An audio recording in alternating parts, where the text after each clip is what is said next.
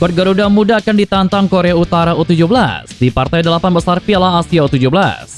Pernyataan sangat mengejutkan pelatih Korea Utara U17 jelang kontrak Indonesia U17 di babak 8 besar Piala Asia U17. Demi lolos ke Piala Dunia 2026, Alex Pastor merancang strategi baru untuk skuad Garuda. Sesumbar kalahkan Indonesia bulan Juni mendatang, Cina malah disemprot media sendiri. Serta beberapa berita timnas Indonesia hari ini, selengkapnya hanya di Kickoff Football.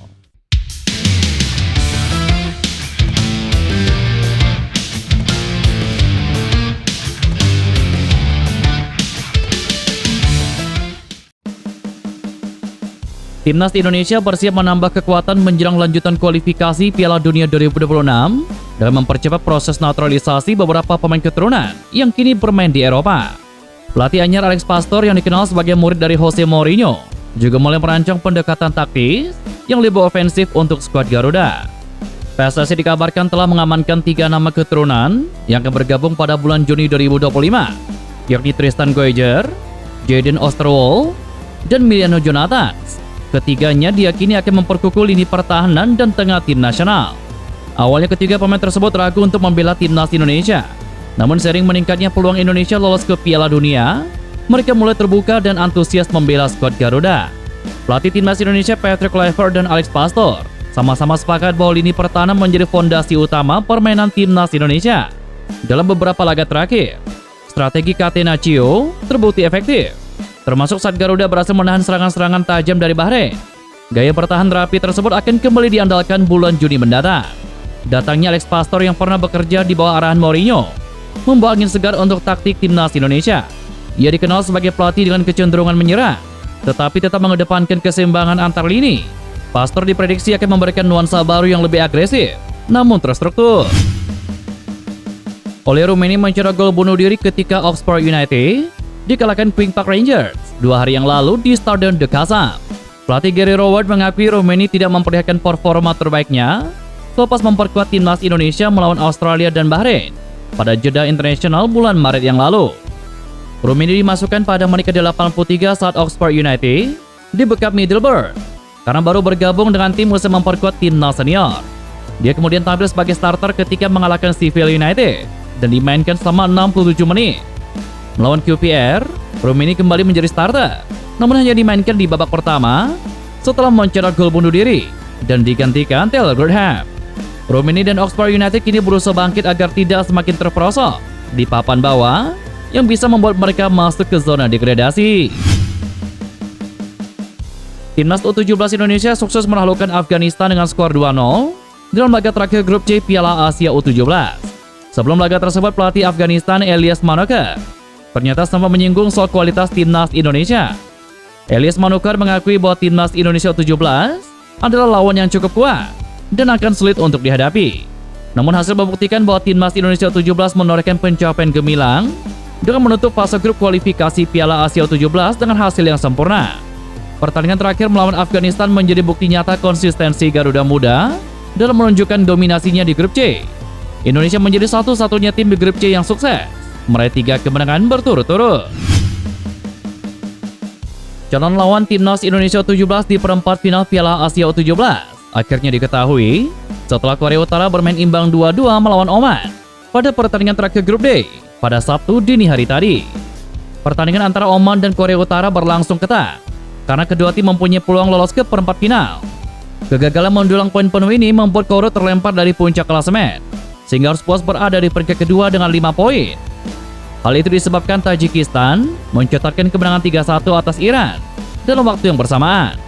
Tajikistan pun tampil sebagai pemuncak klasemen akhir dengan 6 poin. Sebagai runner-up grup D, tim besutan Oh Tae-song harus menghadapi jawara grup C timnas Indonesia U17 di babak 8 besar. Pertandingan ini akan digelar di Stadion King Abdullah Sports City pada Senin 14 April mendatang. Di sisi lain, jelang laga kontra skuad Garuda Muda, pelatih timnas Korea Utara U17 Oh Tae-song menyoroti kelemahan timnya.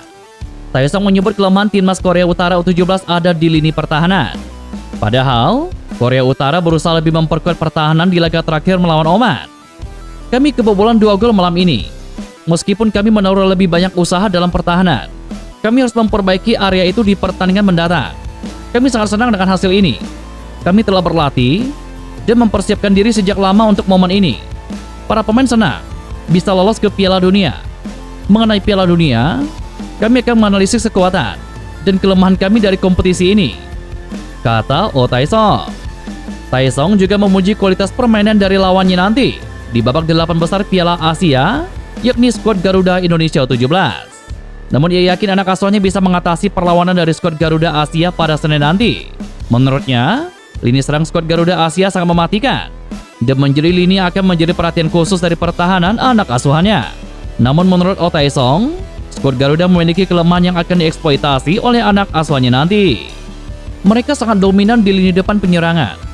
Selalu ada kesempatan untuk mereka lakukan ancaman ketika mendapatkan celah sekecil apapun. Ini akan berjalan ketat. Jadi kami akan melihat sisi kelemahan Indonesia nanti, kata Oh Taesong. Seperti diketahui, timnas Indonesia U17 menunjukkan lini pertahanan yang kukuh di Piala Asia U17 2025. Benteng kokoh Garuda Muda akan diuji timnas Korea Utara. Di sepanjang fase grup, Indonesia baru kebobolan 1 gol. Tim asuhan Nova Arianto itu sudah mencatatkan 2 kali clean sheet. Bersama Korea Selatan, Indonesia menjadi tim dengan jumlah kebobolan paling sedikit. Korea Utara mampu mencatatkan 6 gol dalam 3 pertandingan fase grup Piala Asia. Dalam 3 pertandingan, Korea Utara tidak pernah absen membobol gawang lawan. Kemenangan terbesar Korut didapat saat melawan Tajikistan.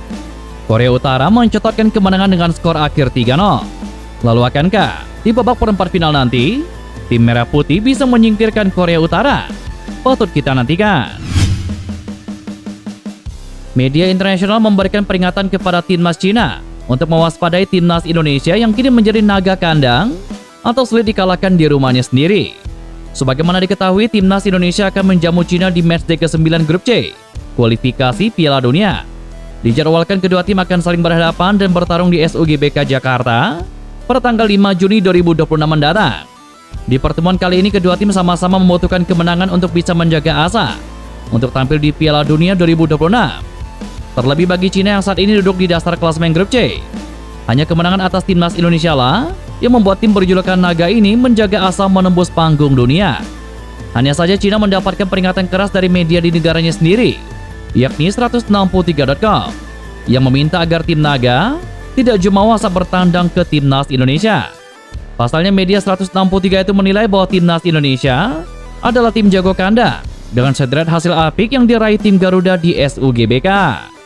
Satu hal yang perlu diwaspadai adalah tim Indonesia adalah tipikal naga kandang. Mereka hanya kalah dari Jepang, mengalahkan Arab Saudi, bermain imbang dengan Australia, dan kemudian menaklukkan Bahrain. Akan sulit bagi tim nasional Cina untuk menaklukkan kandang yang sangat kejam, yakni SUGBK. Tulis 163.com. Dan itulah beberapa berita timnas Indonesia hari ini. Jangan lupa nantikan berita-berita seputar timnas Indonesia selanjutnya hanya di Kickoff Football.